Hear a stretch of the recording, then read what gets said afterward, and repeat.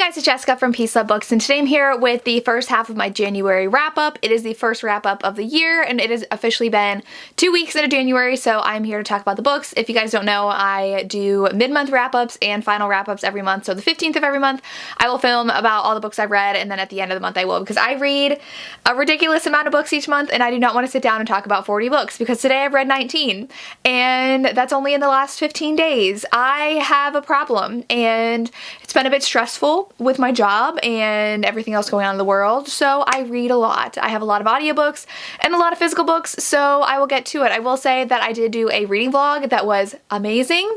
I've had some new favorites this month, but I've also had a lot of 2 stars this month, so it was a crazy month reading wise, but I will link my reading vlog down below. I read books that my subscribers loved in 2021, and they were some new favorites of mine, so go watch that vlog if you have not yet.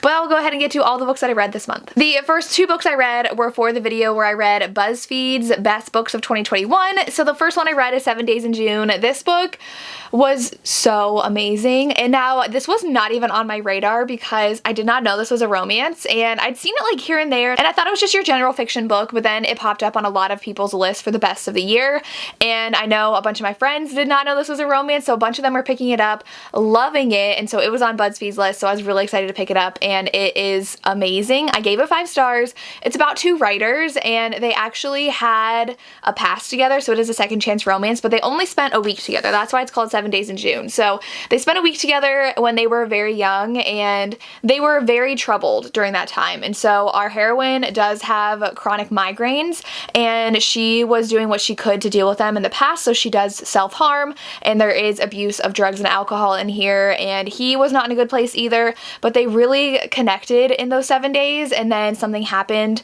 and they were really torn apart, and now it is the present day. She is a very successful paranormal romance author, and she's a single mom, and he is a very successful literary fiction author, and so he tracks her down and they're reconnected, and he is dealing with a lot from his past. He is sober now, but he is still trying to go through everything that happened to him and try to be a better person in life, and she is dealing with raising her child and wanting to branch out as a writer, and they reconnect, and it is just so good.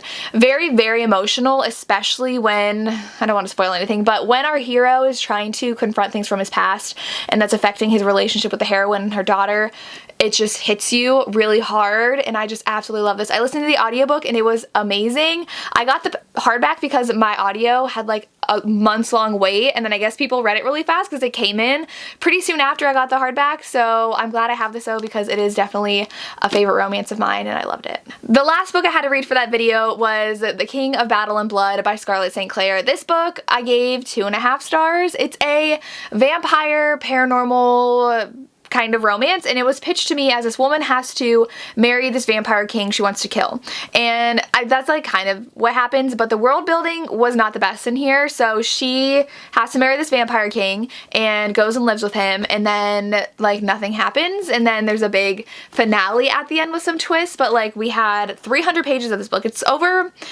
what, 380 pages, and 300 pages, like nothing really happened. They're traveling together, they sleep with each other a lot, so this is a very steamy book, and that's really all it was. There was not a lot of external plot in here until the end when secrets came out, and like we had this culmination of the secret that he was hiding, but I didn't need 300 pages of like just them sleeping together. I wanted so much more from this romance, and it started so many things and just like kind of left them. So there were a lot of plot holes in here. I just feel like this author doesn't really write paranormal fantasy that well, because I really didn't like her other book, Touch of Darkness, either. I was pretty bored by that one too and feel like there wasn't enough world building either, so this one I gave 2.5 stars. I was really disappointed in this.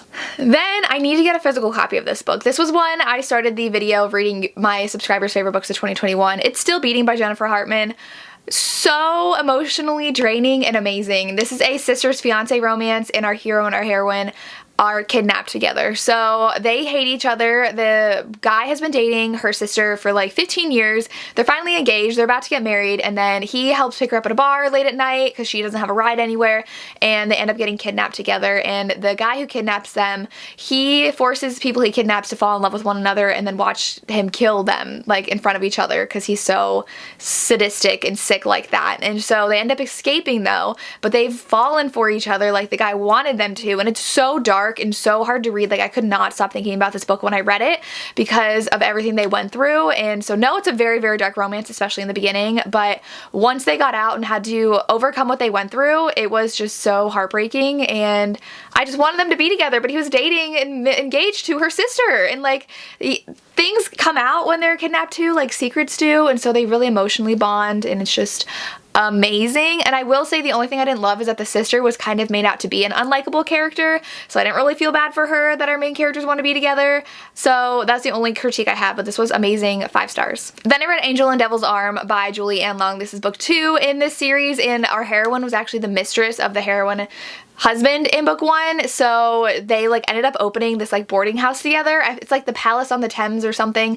It's a boarding house that's very fun because they have all these rules and they want people to have dinner together every night and like have this kind of like sense of family staying there. So it's really heartwarming and endearing, and our hero comes to stay, and he's actually this missing duke. I think he's a duke, I don't remember. He's this missing man who has not been around in a very long time because people thought he was dead, and it's all these secrets about like who was trying to kill him off and what happened to him, and he's back. And I believe he is a bastard son to someone, and that's why he doesn't really get along with people in his family.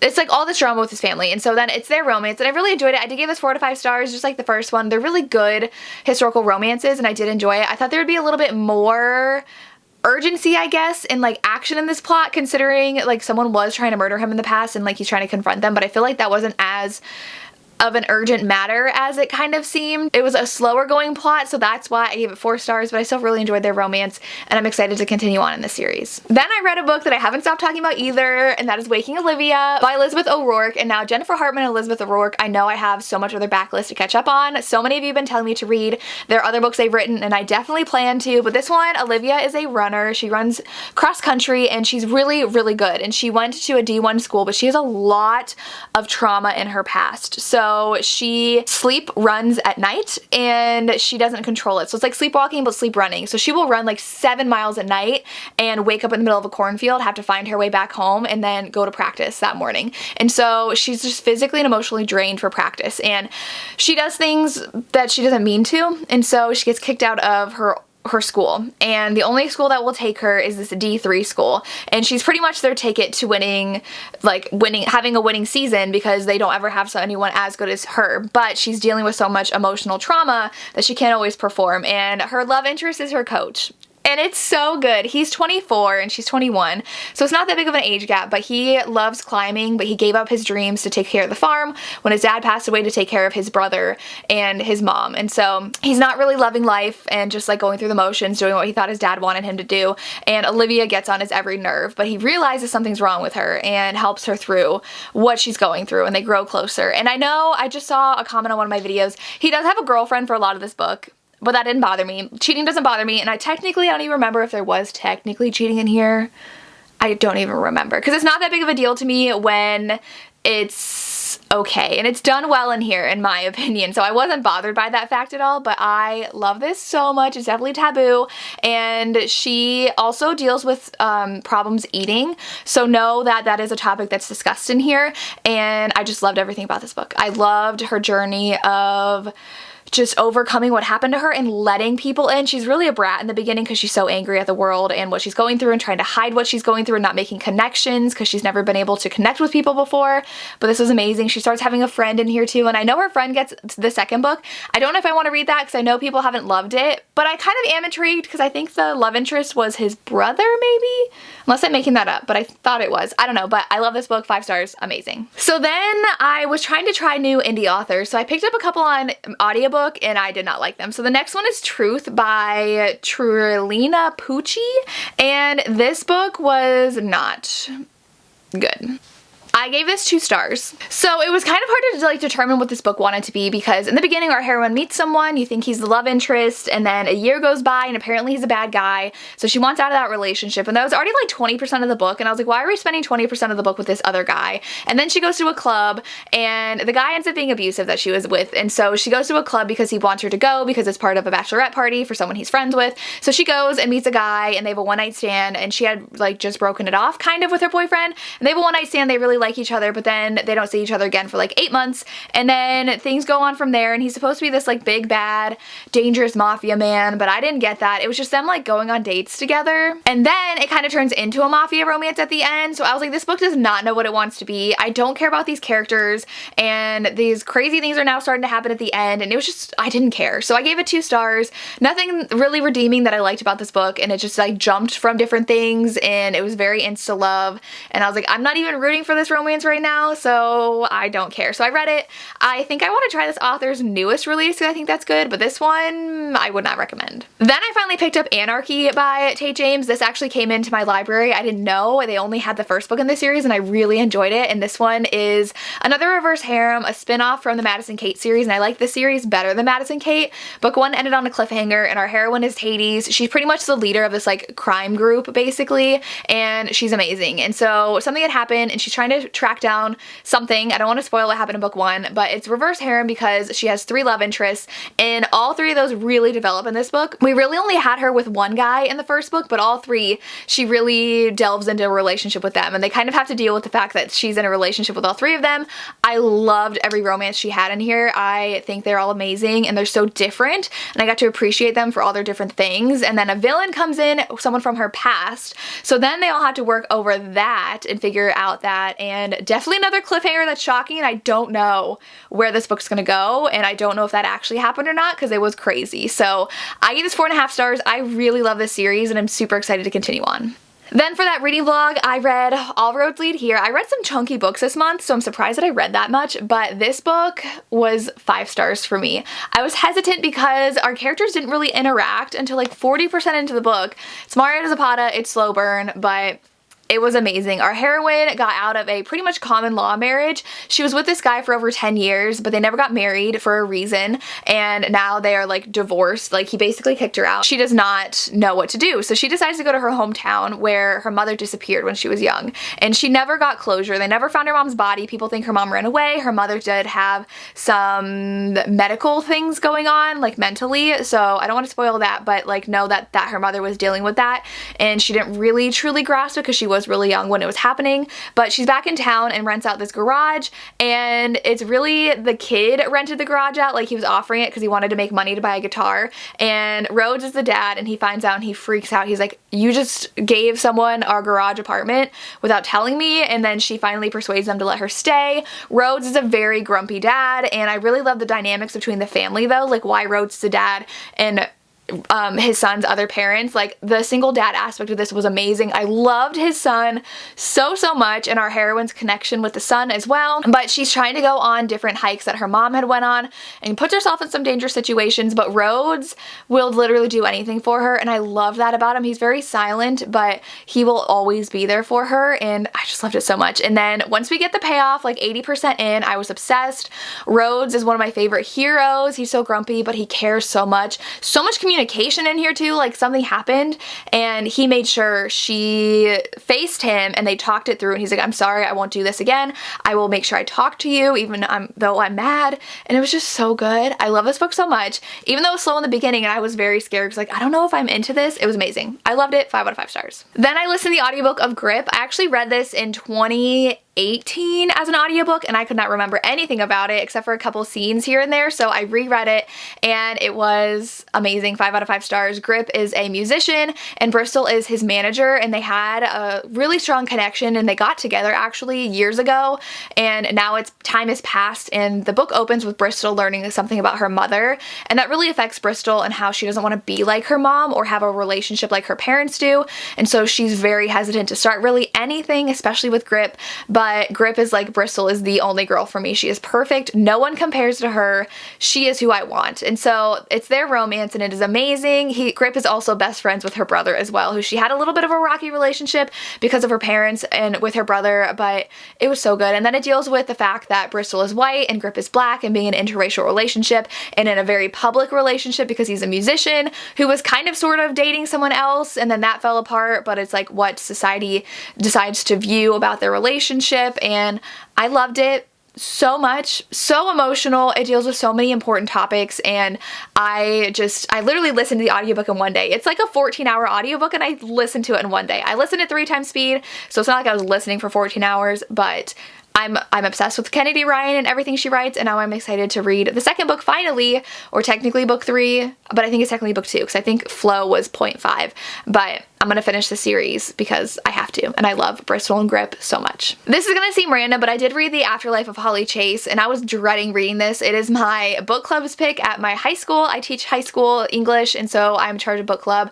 and they chose this book, and I've just been not into YA, like, at all. I don't even remember the last time I picked up a YA book, and I had to read this though, and so I was like, okay. I just got the audio and listened to it in a day while I was doing stuff, and it actually was enjoyable. Like, I didn't hate it, but I was just like not wanting to read it, but I had to because the book club was the next day. But this one I gave 3 stars. It was interesting. So it's a take on A Christmas Carol, and our heroine is like a Scrooge, and she's only a teenager. She's like 17, and she's really bad. Like, she is so rude and mean and spoiled, and so she like fails as a Scrooge though. She like doesn't learn from the ghosts of Christmas past, present, future, and so she ends up dying and being part of the Scrooge program. So she ends up being the ghost of Christmas past and helping other Scrooges. 5 years pass, and there's this young, really good looking guy, like he's like 18, 17, her age, and he is the next Scrooge, and she gets really intrigued and she decides to break the rules and go meet him, and it was fine. Like, I feel like the like spin at the end I totally saw coming, and then I was really disappointed with what happened with the romance at the end, and I just thought it was okay. Like, it was a very entertaining read. My kids loved it. They all gave it 5 stars. They thought it was such a fun book, but I read better. But I really appreciated this book for what it did and how it like took a turn on stories. Like, I've never read something like this before, even though it was a little predictable. So I gave it 3 stars, but it wasn't bad. Then I read Believe in Me by Alexandria House. I listened to this on audio, and this one was just okay. Our heroine is getting out of a divorce, and she is actually a kind of like midwife, and she helps people give birth at home and like at her birthing center, and she's really passionate about it, but her husband keeps on cheating on her. So they're getting a divorce, and when she's at a job, she meets this guy, and they instantly connect, and she really likes him after she figures out he's not actually the father of this like teenage child's daughter. He's related to her, and so they end up really connecting, but she doesn't want to date anybody while she's going through her divorce, and she doesn't know if she can move on right away, and it was just fine. There's nothing that made me super attached to the story. They got together pretty quickly, and then what really made it a 3-star read though was the ending conflict. I hated the secret the hero was hiding, and I didn't like his reaction to her secret she was hiding, because she had a reason that she didn't really talk about this secret, but he kept something super important about his past from her, and then felt entitled to know about her, and I just didn't love how it played out, so I gave it 3 stars. It was just your average read. It was okay. Then I read The Spanish Love Deception for that video that I read my subscribers' favorite books. I gave this 4 stars. It's fake dating, office romance. Our hero and our heroine work together. They cannot stand each other, and they like always make fun of each other and like make jabs at each other, and then our hero is like, you need a fake date, like a date to this wedding because your ex is gonna be there. I'll go. And she's like, what? And then he's like, but you need to fake date me at something I need to go to, and then we'll go to your wedding in Spain. And so I feel like this went on too long. It didn't have that many like big scenes, but it's over 460 pages long, and so I feel like a lot of scenes were really dragged out, and this really needed to just be edited down. Even the fake dating for him could have just been completely taken out. I didn't think that whole scene was necessary for the development of the story. I just wanted them to get to Spain already, and I love the scenes in Spain, and we get to really know why she broke up with this guy in her past and how that's really affected her and affects her relationship with Aaron, and that conflict plays out at the end, and I appreciated that, and I really liked Aaron, but it is definitely a slow burn romance. Like, you don't get really any payoff until really far into this, but I really like their dynamic together. I wish we saw the wedding though. Like, they're there for her sister's wedding, and we don't even get to see the wedding. It was just like, oh, and the wedding's over, and I was like, when did she get married? But the antics are fun. The bachelorette party were fun, and it's only one bed trope because her cousin, I think it was her cousin, crashes at the place they're staying at and takes the other bedroom, and they have to pretend that they're dating, and so her whole family thinks they're dating.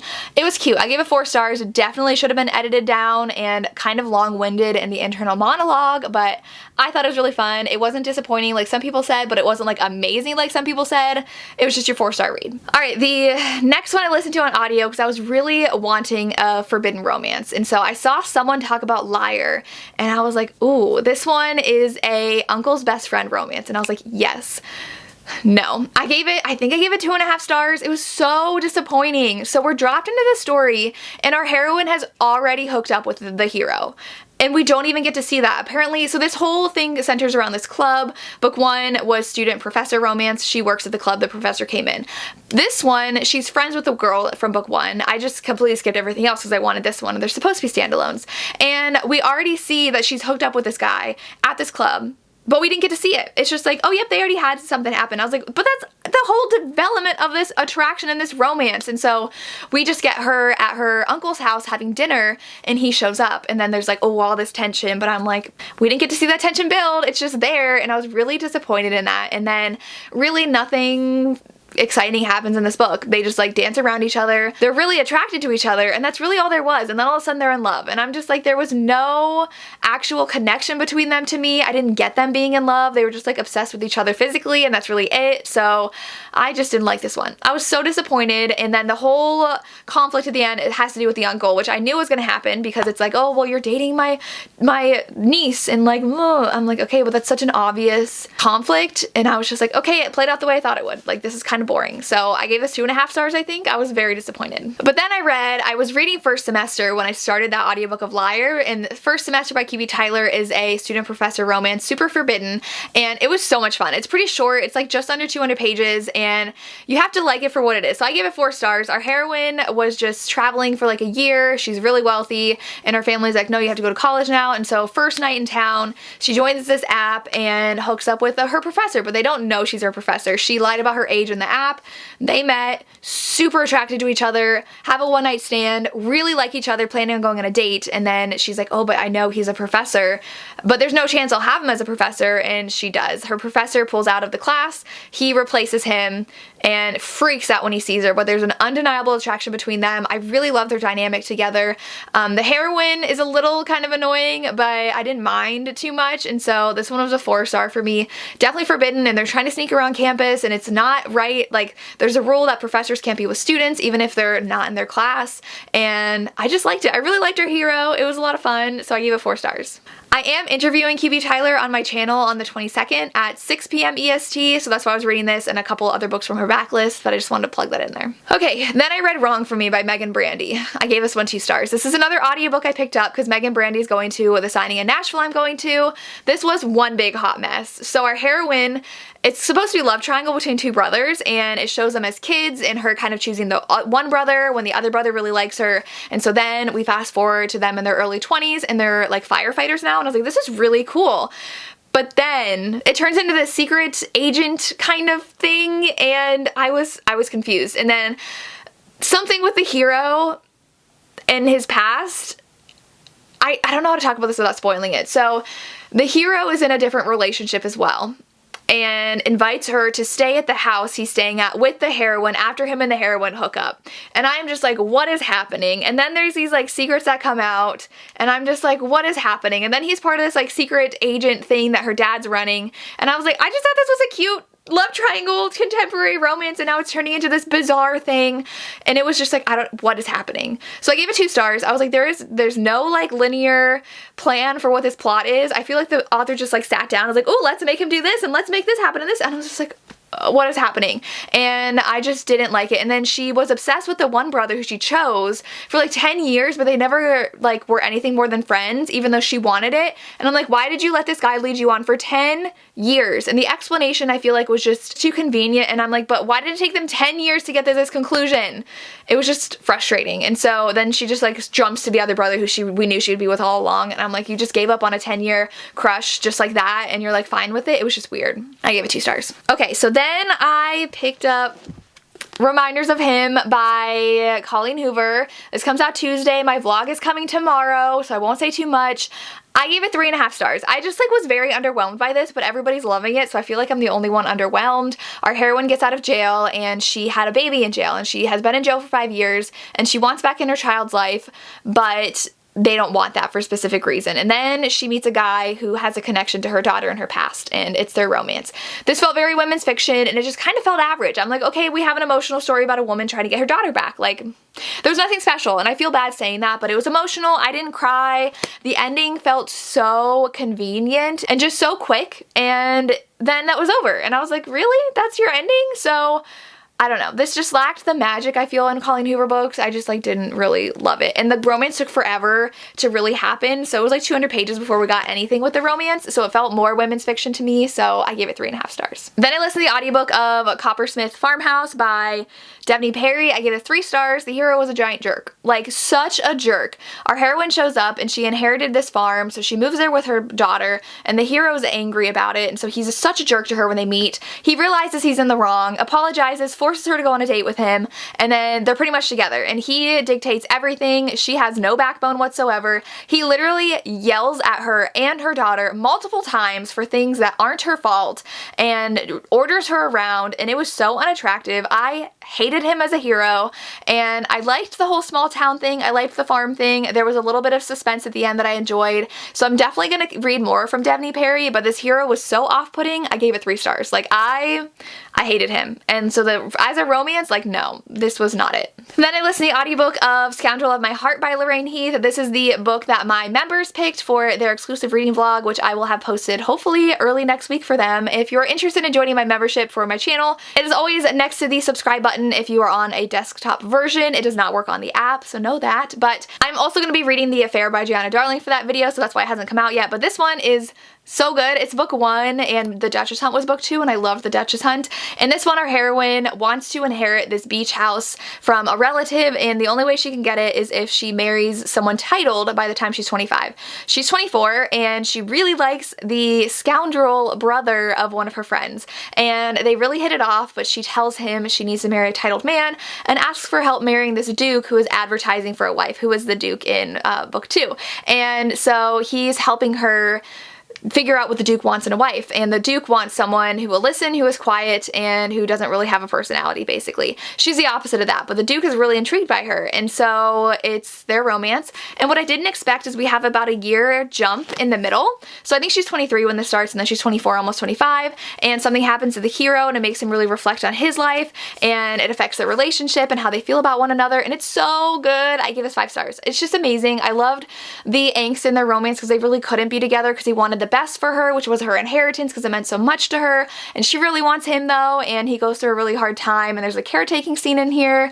It was just so good. I give it 5 stars. And the last book I read was Love Unexpected by QB Tyler. I was nervous going into this because I read Unconditional and I didn't love it because it's a guardian ward romance and he knew her from when she was a toddler, and it just didn't feel right, and the heroine just acted so young and I didn't like her. This one is a stepfather-stepdaughter romance. Her mother married her elementary school teacher when she was 10. She had kind of a crush on him, like a childhood infatuation with her teacher, but then her mother married him and she really clashes with him for the next 7-8 years, and so they never really get along. She does not see him as a father to her. She sees him as her mom's husband, and they just live together.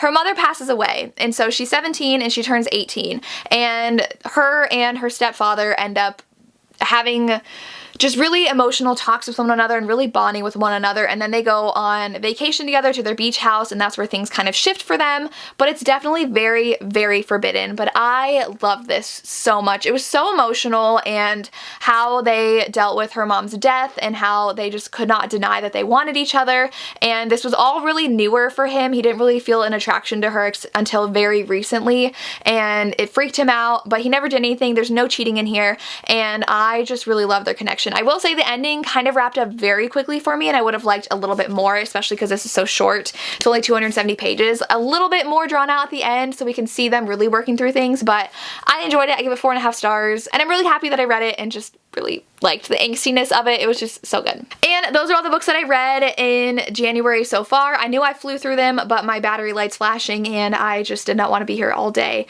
And you don't want to be here all day, but let me know if you've read any of these and what your thoughts were or what you've read so far this month. I would love to hear. As always, thank you so much for watching and have a good day. Bye.